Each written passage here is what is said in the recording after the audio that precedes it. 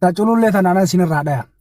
Cululleeni anallee namanarraa du'ee ilma beeraa kiyyaatiif waadillee waan akkasii qaaqu jira. Nu jalqabuma loluma kanayyuu akka lolli kun eegalle wanni booyaa turreef wanni warwaataa turreef isarraallee namni akka du'u narraallee namni akka du'u sirraallee namni akka du'u waan beeynuuf. Kanaaf durumarraa booyaa turre akka jaarsi jaartii wayitatumu jaartiin u'uu jettee mana keessa fiidee warwaatutti warwaataa turre akka kiyya warwaataa ture.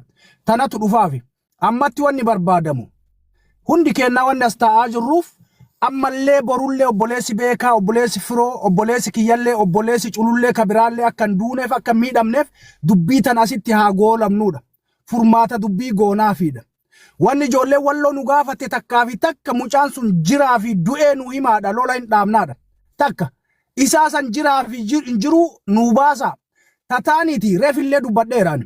Tagumaa ta wala dabbiidhaa manguddoota torkaa qaba. Nuti ammoo hanga dandeenneen manguddoota itti dhiibna dhugaa jirtu baasa.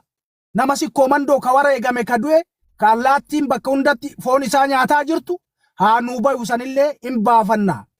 Malee beeka irratti yoo fe'an firoomsa irratti yoo fe'an ana irratti yoo fe'an namni nama harkaa qabu hin jiru. Garuu wanni takkattiin ani dhibbatti jala sararee isinii himu ijoolleen walloo yoo mucaa kana du'ee fi jiraa dhageette lolliin dhaabata. Lolliin dhaabata jechuun namni wal ajjeesu wal qabuun hin dhaabata. Wanni barbaadamu ammatti kana. Ammatti kun haa ta'u. Mucaa jiraa fi hin jiruu addaan nu habaaftu ijoolleen teenna warri harkaa qabu yoo qabaate lubbuun jiraate yoo du'e immoo rabbi haa araaramuu fi reeffi haa awwaalamu. Tana nu habaasan. Tatana raafte ijoollee sikkoo mandoo ta duute nullee argaa jirra. Anmaa Agassi Ahmad King Ahmadin jala taa'ee osoo ani rabbii jedhaan aseensisaa jedhu mucaa tumanii lubbuun kee keessaa akka baate ani jala jira argaa jira. Borullee sun nutti hin deebiniif warwaataa jirra nuti. Warwaanni nuti amma warwaannu tuni fuwaadiin faa culullee faa ijoollee teenna warra asirraa lolu kana isinitti haa dhagahamuudha wanni nu jennu. Ta biraa nutti hin deebiniidha.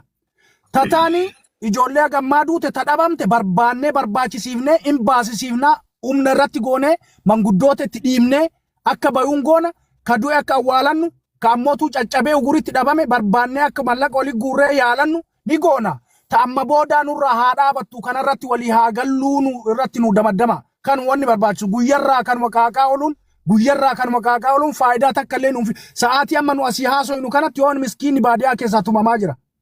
Tumamuu kanaaf ammoo as jalatti namni komantii barreessu hundi irratti gahee ofii taphataara. Namni si komandoon arrabsu walloo ta'ee ijoolleen si komandoo akka xiiqii keessa galtu godha. Namni ijoollee walloo komantiin arrabsu ijoollee walloo akka xiiqii keessa galtee namni miskiinni gaaratti qabamee tumamu kanarraa haa qabbanoynu. Bakka qasqasaa jennu ka rabbi ajjeese ka du'ee jira. Ka caccabee uguritti sana aadeebee haa yaalannu kanarra waliin nu gala buleenti. Okay, galatomi dhugaan jirtullee tanumaa amma kamuu beenje isin gabaabsatanii dhugaa argatuuf ka cululleen jedhe fudhadhaa maal taatan isin himnee isin biraa duunna maal jechuun maa olii gad deddeemte waan cululleen jedhe taqabbalaa nama guddaan nutti dhufe qoy nama guddaan dubbii barsiifannaa jaal shaffis baga dhufte jaal shaffis Assalamu alaikum. Waalaikum salaam warahmatullahi. Waan irra jiru dhageessamoo akkam?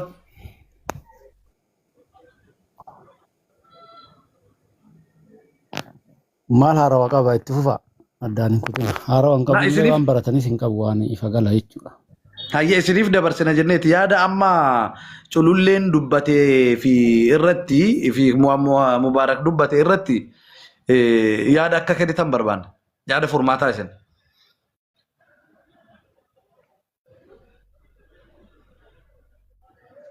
Furmaanni hiyyeessa karaa beela'ee deemu ajjeesuun shororkeessummaadhaallee wanjalalleedha inni haa dhaabbatudha. Dhimma biraa namuu qooda wanjala hojjeteen yeroo biraa inni araarfatuu fi waan fedhe fixachuu hin danda'a. Namni waldhabbii nama lamaa jidduun jirreen ajjeefamanii asirra dhaabaati walirraa dhaabaa qofa wanni haasa'amu ka biraan jiru nama bilisaa lubbuu nama bilisaa tokko galma kumaaraa yookiin galma viidiyoo yookiin galma waraabbii viidiyoon ta'ini namni cubbuu keessa hin jirre ajjeesuun gidirsuun qaama hir'isuun jaarmiyaan lama paartiin federaalaa lama wal dorgomu gidduutti hiyyeessa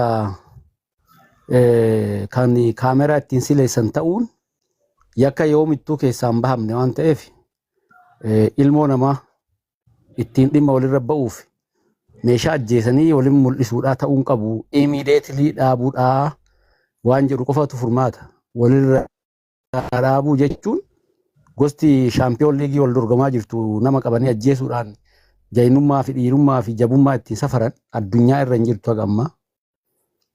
Kanaaf obbolummaan iddoo edda hin qabaanne oromummaan iddoo hin qabaanne sabni irraa dhalatan iddoo hin qabaanne namni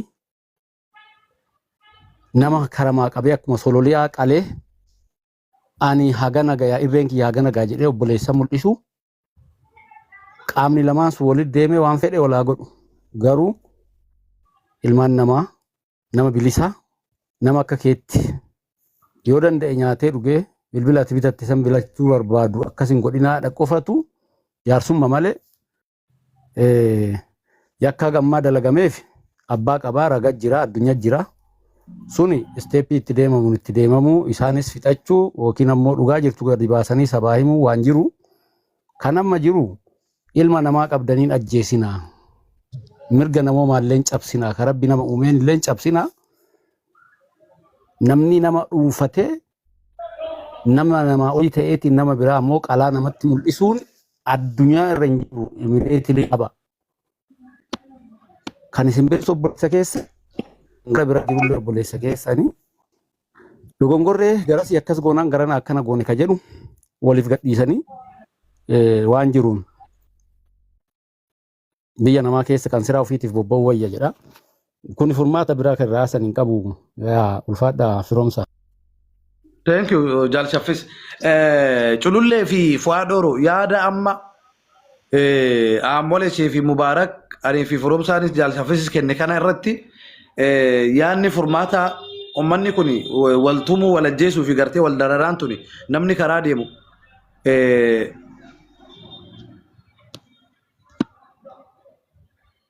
komantii si nama cufee natu cufe fuuf. Namni karaa deemu nagahan bahee akka galuu fi bakki furmaanni jiru ka amma dubbiin itti danqaramte mucaa tokkicha sana yoo mucaan tokkichi suni bahee namni tumamuun irraa hafti ajjeefamuun irraa hafti mucaa tokkicha sana dubbii furmaata tahuu dhabee dhugaan isaa bahuu dhabuun rakkoo daddabalaa lubbuu namaas qisaasisaa waan jirtuuf dhugaa mucaa sanii ifaan ifatti akka bahu yaada uummanni dhiyeessa irratti murtiin isin qabdan maali Fu'aadii fi Culullee isa irratti walii hafaa gallu. Eke anakka kiyyatti furmaata waan ta'u isitti immoo tokkoffaa siyaasa addunyaa keessatti jeneraalli waraanaa Ameerikaa taa'ee Dubaayitti yookaan ammoo Eeshiyaa keessatti ajaju tokko illee hin jiru. Seera waraana addunyaa keessa illee hin jiru sii galee jeneraalli kallattii man iddoo waraanaatti argamu. Sun achitti ayate. Inni itti aanu furmaata ta'u lubbuu namaa tana yoo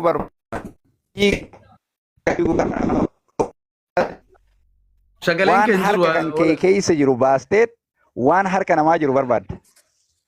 Ilaa jira amma? Injira amma injira.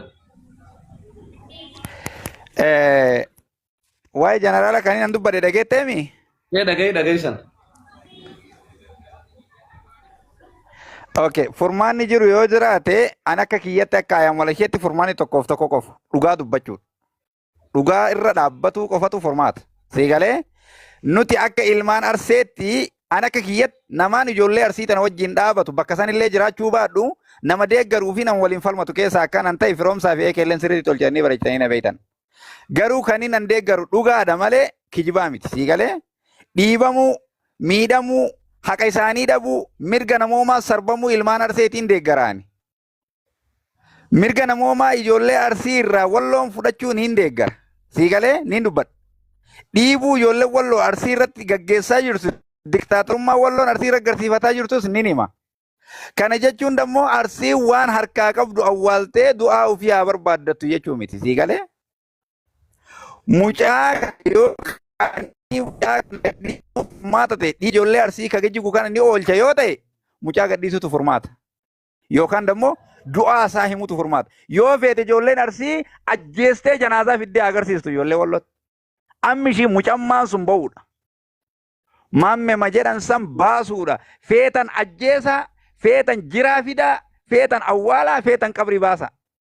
Wanni barbaadamu yoo jiraate mucaa san baasanii balaa bu'u dhaabatanii ilaaluudha. Nagee bu'us balaa bu'us. Walloo mucaa keenya maa ajjeestan jettee yoo lolattis ka seentu ta'e haa seentu. Lakkee eega mucaa keenya du'aa isaa argine keessanis du'e keenyas du'e nuti yoo nan booda nagee barbaanna nagee nu buusaa hojjettes nagee haa buustu.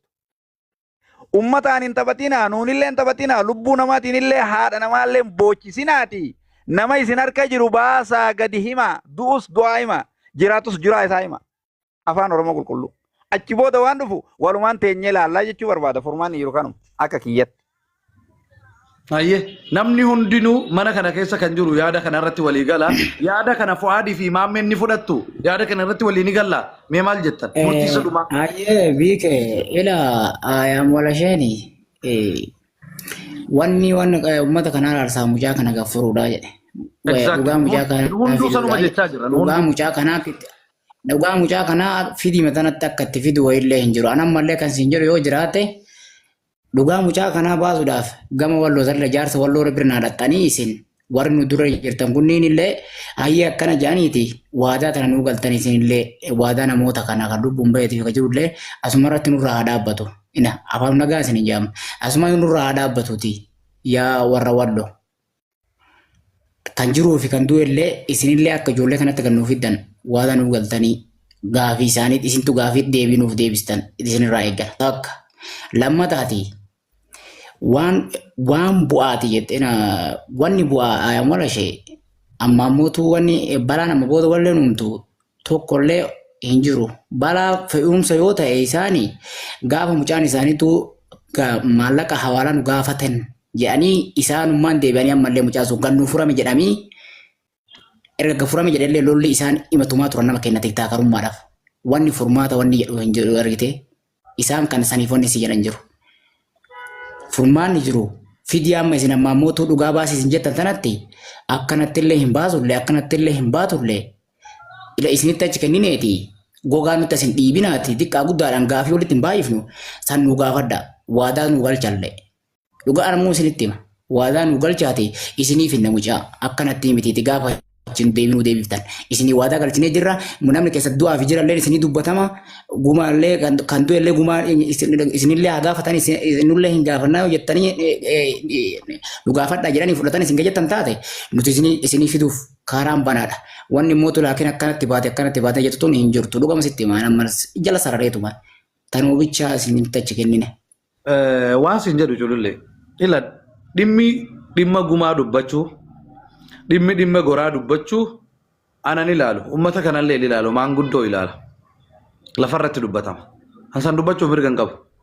Inni nu geessitanii bar biike itti nu geessitan. Dhageeffadhu narraa fudhadhu. Itti nu geessitan. Biike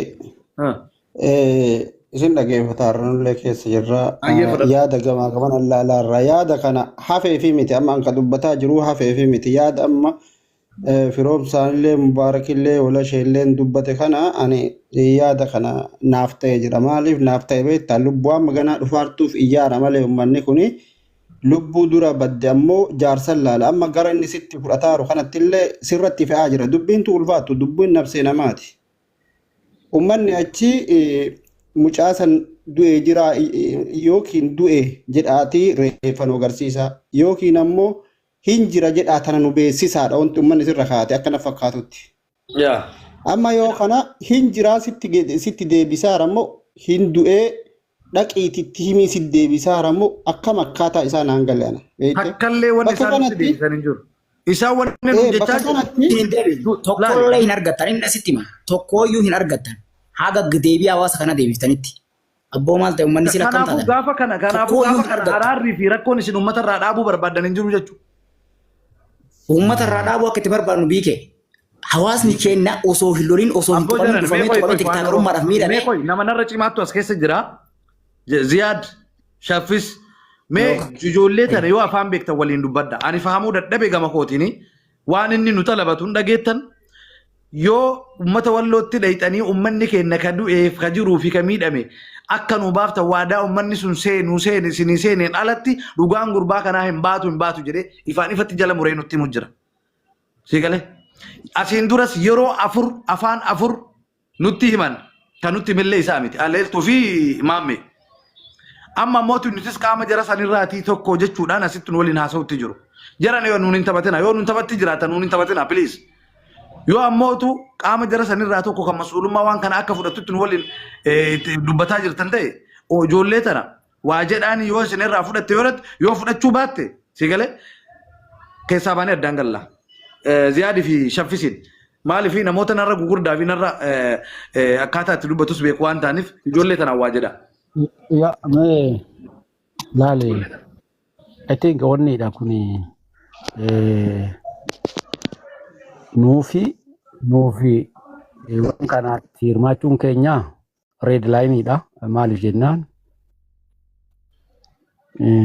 it is a multi crime kuma beeki yakki on kana dura isaan bees wali bu'insa absolute hawaasni tokko inuma wali bu'a garuu akan raawwatame haasa'uuf mirga hin qabnu aangoollee ittiin qabnu dandeettii kanaallee ittiin qabnu because background seeraaf fedha dhugaadha amma nuti kan jennuuf kan irraa haasa'uu dandeenyu walirraa dhaabuudhaaf kana dura darbe kan akka